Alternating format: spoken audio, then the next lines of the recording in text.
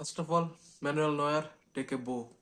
মাদ্রিদের সাথে বার্নাব্যুতে 9টা সেভ, এটা আসলে অতি মানবীয়।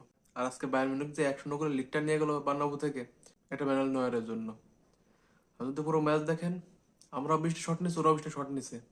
আমাদের 9টা অন টার্গেট, ওদের 8টা অন টার্গেট। আমাদের 5টা বিগ চান্স, ওদের 4টা বিগ চান্স। তো অ্যাটাকিং পার্সপেক্টিভে আমরা মোটেও কমতে ছিল না। আমাদের তো মিস চান্স ছিল, আর সাথে ছিল ওদের দেয়াল ম্যানুয়েল নয়ার। আজকে মাদ্রিদের হাত থেকে ম্যাচটা বেরোয় গেছে একমাত্র নয়ারের জন্য। সাথে আজকে ভিনিসিয়াস, ওর তো ভাই খেলতে আসলে শুধু 6 মারতে আসছে। 1v1 খেলা ভুলে গেছে, যেখানে ভিনিসিয়াস আমরা জানি যে এর থেকে বেটার করতে পারে, ও আগেও শো করছে। এইটুকু বিষয় আমাদের রাখা ছিল ভিনির উপর, যে না ভিনি সব 1v1 চান্স ইজিলি গোল করবে, কিন্তু সেগুলো ভিনি এখন পারতেছে না। ও যে যখন 6 মারা শুরু করছে, বাংলাদেশ ক্রিকেট টিমের প্লেয়াররা তো 6 মারে না। ওরা মতন রিয়াল মাদ্রিদ ছেড়ে বাংলাদেশ ক্রিকেট টিমে আনা হোক, তাতে ও বেশি করে 6 মারতে পারে।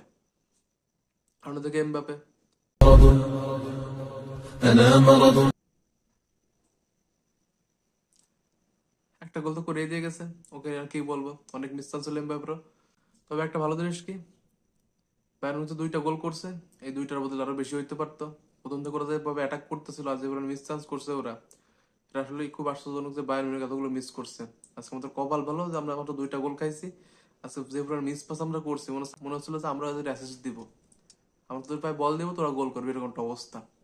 তবে আজকে মিস করছে থিবো কর্তোয়াকে।